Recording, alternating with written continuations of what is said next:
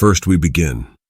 Don't forget to hit the subscribe button and let us know in the comments where you're watching from. I'd love to hear your stories too.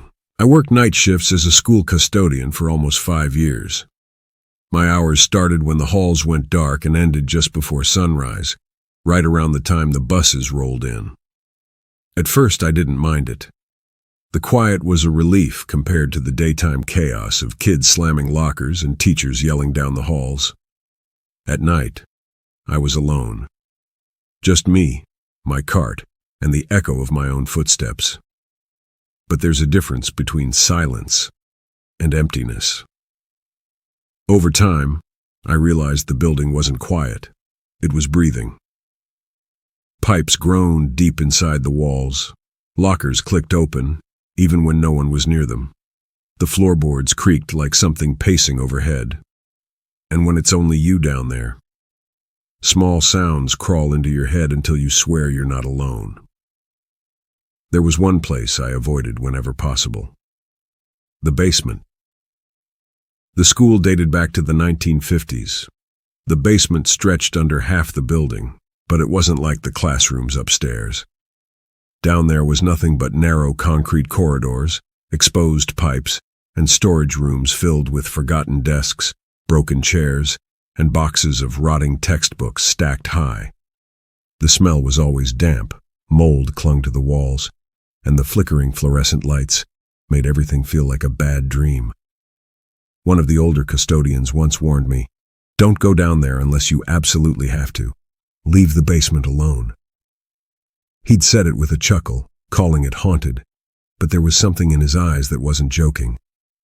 I laughed it off back then, but even during my first week, passing that stairwell made my stomach tighten. The door felt heavier than the others, the air colder around it, like all the warmth of the school was being pulled underground. I told myself I'd only go down there if I absolutely had to, and one night, I had to. I needed to bring up folding chairs for an event. They were only kept in the basement storeroom. I remember standing at the top of the stairwell, flashlight in hand, debating if I should call my supervisor and make an excuse to skip it. But pride kept me there. I didn't want to look weak. So, I went down. The stairwell echoed under every step, so loud it sounded like I was waking the whole building.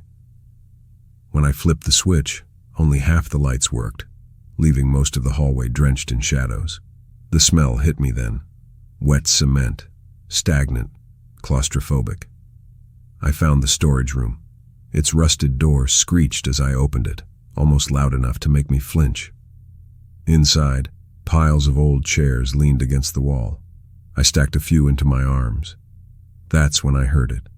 A dragging sound. From the hallway, just beyond the open door. It wasn't loud, just the soft scrape of something heavy being pulled along the ground, or a shoe dragging slowly across tile. My body froze. The chairs dug into my arms as I held my breath, trying to listen. The sound stopped. I forced myself to peek out, flashlight sweeping across the hall. Nothing. Just shadows stretching into the dark. I whispered, "Pipes. It's just pipes." I hauled the chairs to the stairwell, set them down, and told myself not to panic. But when I returned for the rest, something had changed. The stacks didn't look the same. The chairs were leaning at a different angle, as if someone had shifted them while I was gone. I brushed it off, muttering under my breath, "Paranoid, just paranoid." Then I heard another noise, faint but distinct. A thump, followed by a scrape, this time from farther down the hallway. My flashlight trembled in my hand as the beam darted back and forth. 20 feet away, I saw something that made my stomach drop. A door, one that should have been sealed shut every night, was cracked open, wide enough for someone to be standing just behind it, watching. I swallowed hard. My mind tripped over excuses. Maybe the air pressure shifted. Maybe the lock was broken. Maybe it was nothing.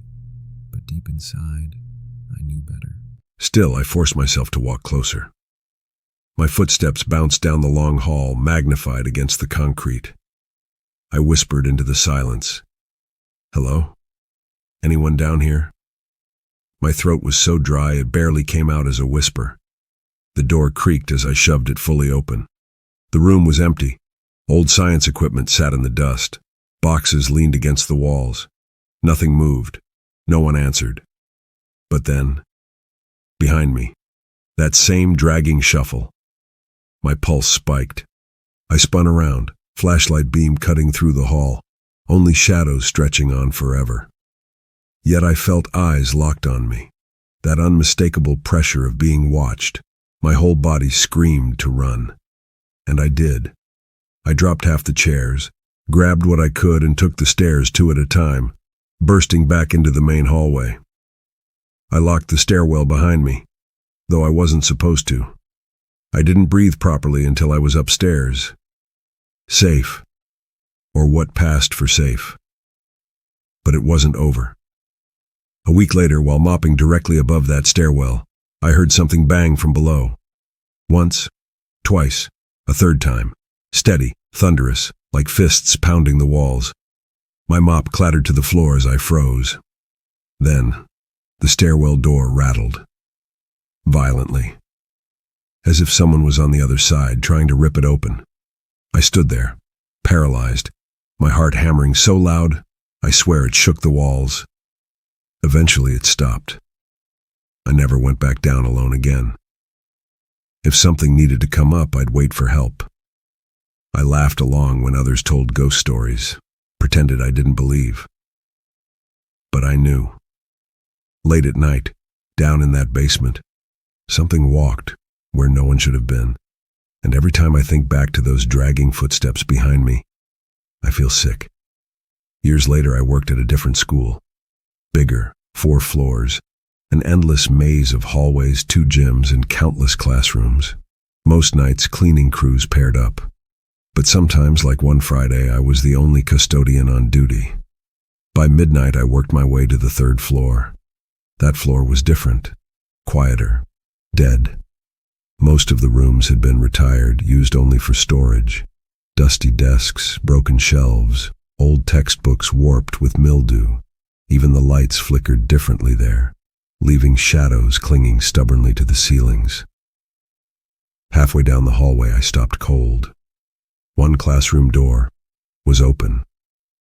I knew I'd locked it earlier. I checked every room. That was the rule. I told myself to walk past it. Just keep going.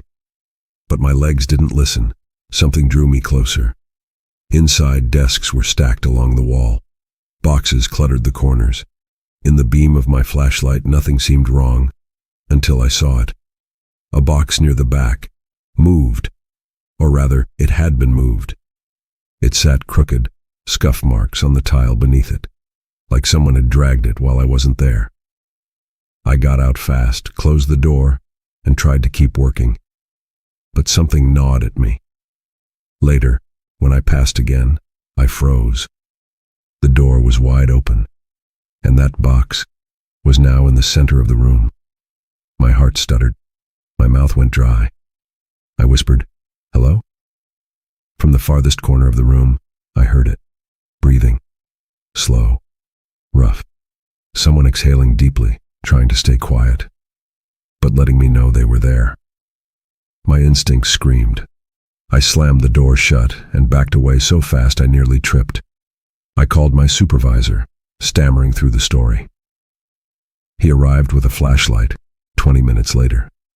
Together, we combed the classroom, checked closets, dug through boxes. Nothing. He said I was just tired, imagining things. But I know what I heard. It wasn't imagination. That sound still haunts me.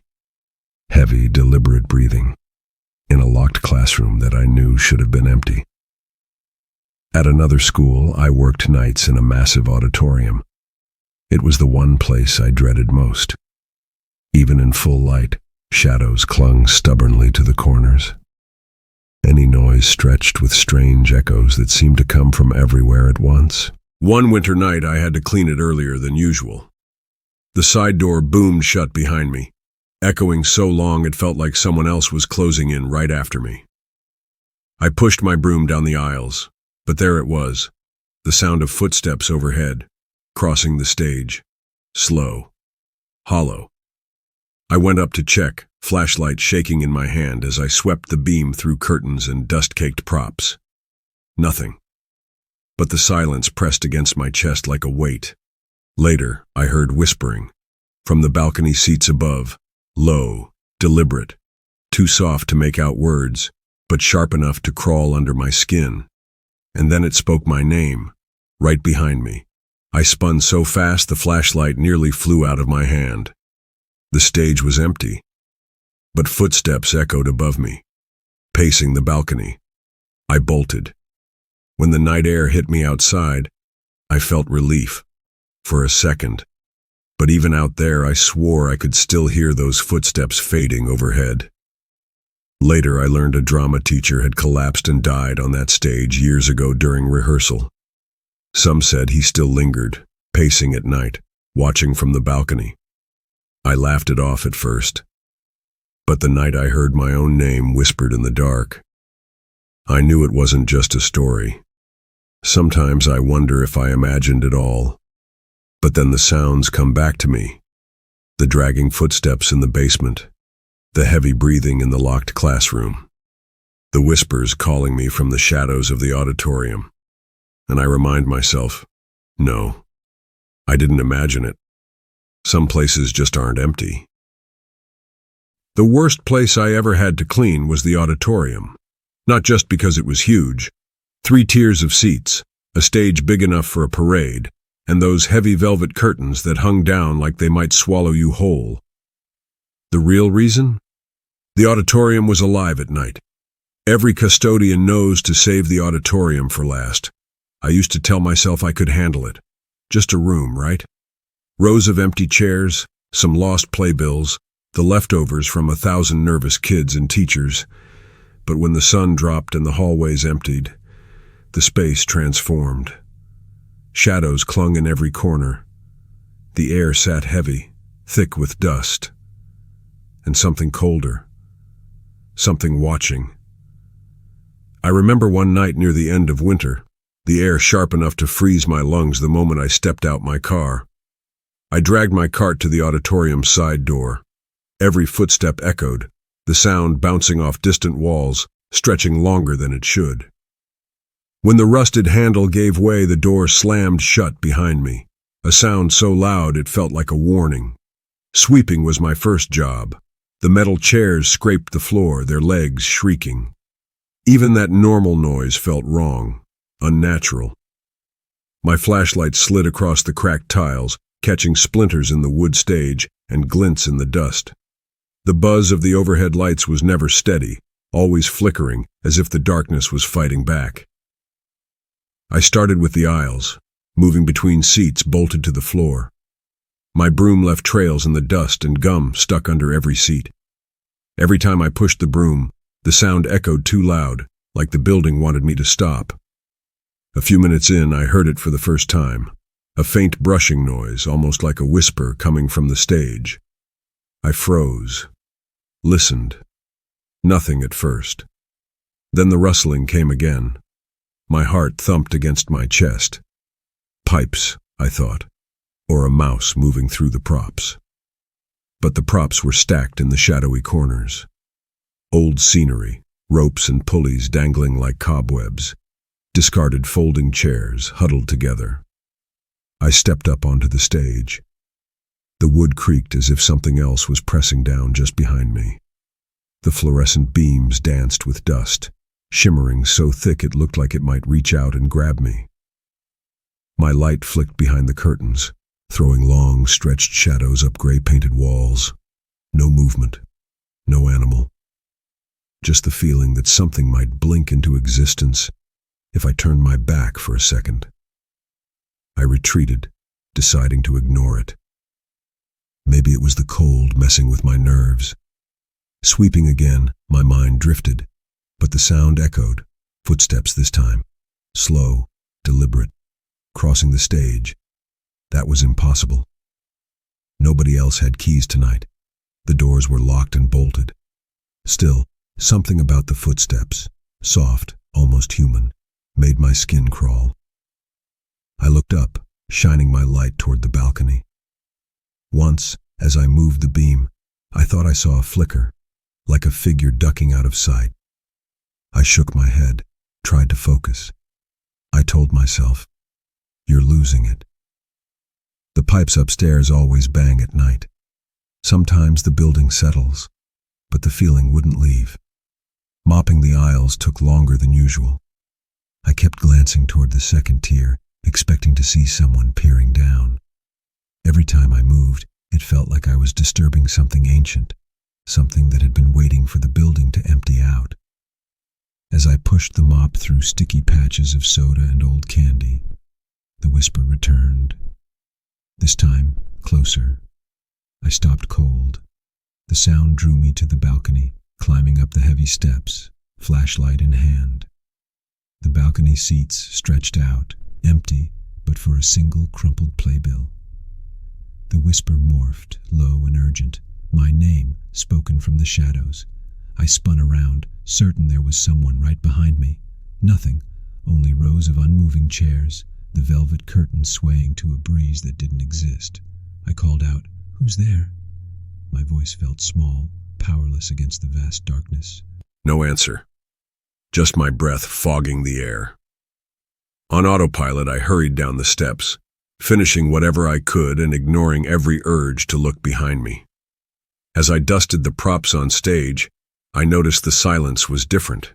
It felt loaded, like the empty room could split open at any moment. Near the end of my shift, as I finished mopping the stage, I shined my flashlight over the main floor. For a split second, in the far corner balcony, I saw a silhouette. Just the outline, impossibly still and staring straight down at me. I blinked, and it was gone. "Weird angle," I whispered. "Probably a coat draped over a seat." I kept working, forcing myself to finish without running for the door. Every muscle in my back was tense, ready to bolt if even the tiniest sound broke through. Then the whisper returned, clearer and deliberate, right behind me. My name, again. Panic ripped through me. I spun. Nobody on stage, nobody in the aisles, just silence and the feeling of being surrounded. This time, I grabbed my cart and sprinted to the exit. The door was stuck. When I yanked it open, the night outside felt colder than before, almost hostile. I leaned against the brick, sweat running down my face regardless of the freezing air. Behind me, through the metal door, I could still hear faint footsteps echoing on the balcony. The sound stretched out, fading, but never really gone. I locked up, hands shaking. The next morning I told one of the other custodians what happened. He scoffed, "Old buildings make noise. Don't let it get to you." But I wasn't convinced. Later, I learned about what happened years earlier. A well-loved drama teacher had died of a heart attack on that very stage, surrounded by the students. Rumors spread like wildfire. Some said you could still hear his slippers dragging late at night, or hear whispers before a show that wasn't supposed to happen. I tried to shake it off, told myself it was a story, but that whispering voice, low and impossible, saying my name, remains clear in my mind. Maybe it was just nerves. Maybe it was more. After that night, I refused to clean the auditorium alone. And even now, thinking back, I shiver. Some places are scarier than any story. And sometimes, you don't need to believe in ghosts for a building to haunt you. It still coils through my memory, that night on the third floor. I'd spent months working the overnight custodian shift, each evening surrendering to the slow hum and hollow chill of a school emptied of hope. At first, I joked with the other cleaning crew. Midnight's the best. No crowds, no chaos. Just peace. I meant it too. When the building fell silent, I felt king of the shadows. But peace is the last word I'd ever use for the third floor. The school was shaped like a slab, 4 floors of brick and glass stacked against each other, 2 gyms, endless corridors. Even with the lights on, The place swallowed sound, refusing to let it escape.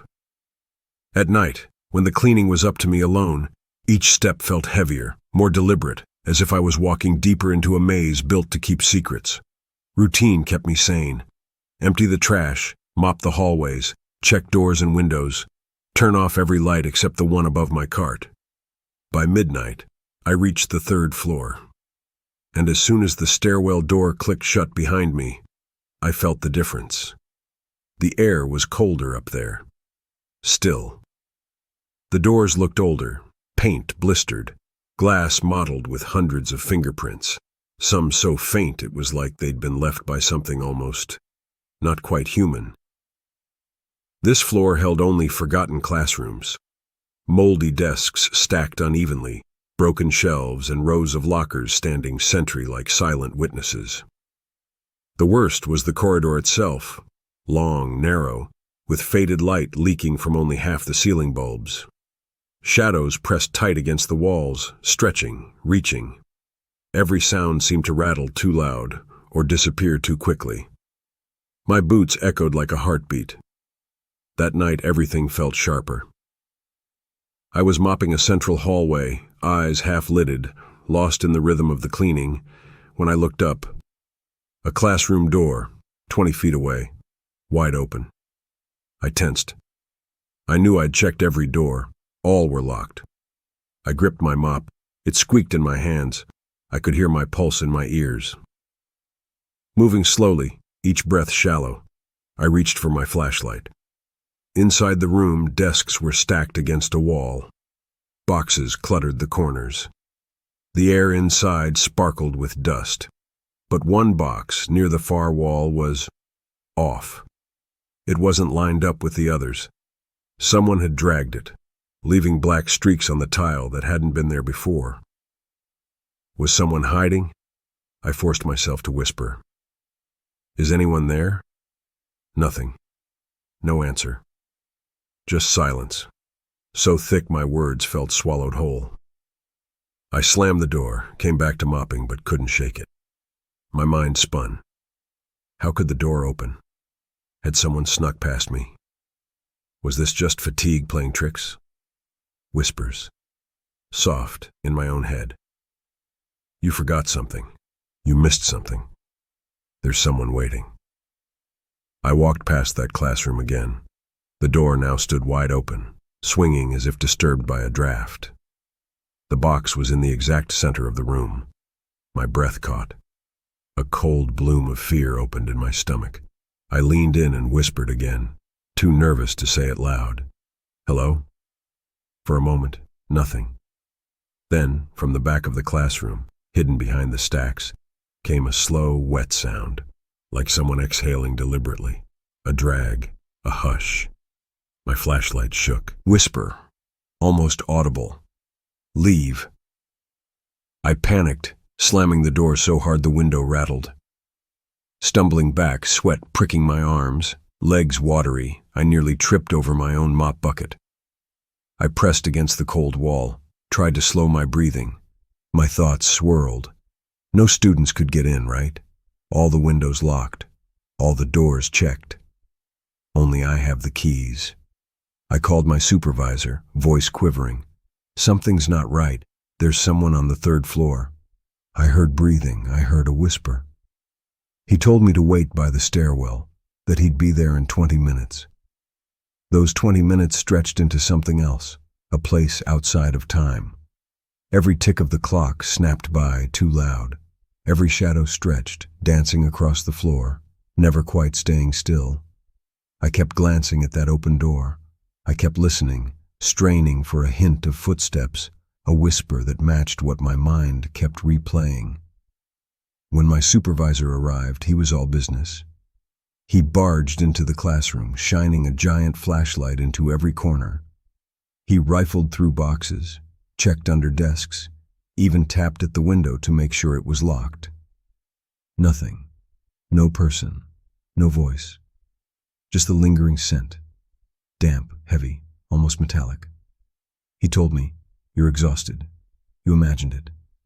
I nodded, but I didn't believe him. That sense of being watched, It did not leave. Through the rest of the shift, I felt the presence. Every time my mop dragged across the floor, the sound would echo back, sometimes louder, sometimes softer, sometimes stretched like someone else was moving in step with me. Every now and then, a locker would pop open. I'd spin around, heart thundering, but nothing would be there. Just the whisper, growing bolder. You're not alone. You're never alone up here. Weeks passed. One night, another custodian told me a story. Long ago, a student had hidden in a classroom after hours. The staff had been so terrified they closed off the room for years. But he said it with a chill, as if maybe it wasn't just a prank. No story explained the breathing, the movement, the shadow of presence. After that, I refused to go up alone.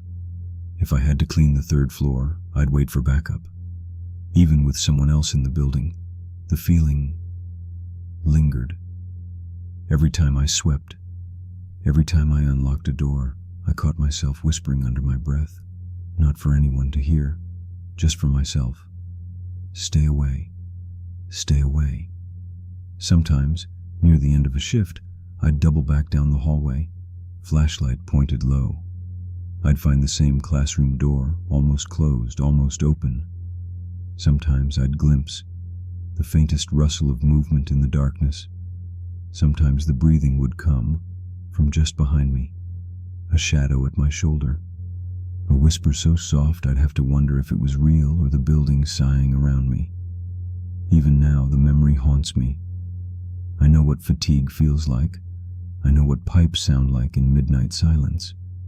But none of that explains the box being moved, the whispering breathing, the way my name felt carried through the air like it was being spoken by something old, hungry, and angry that I had trespassed.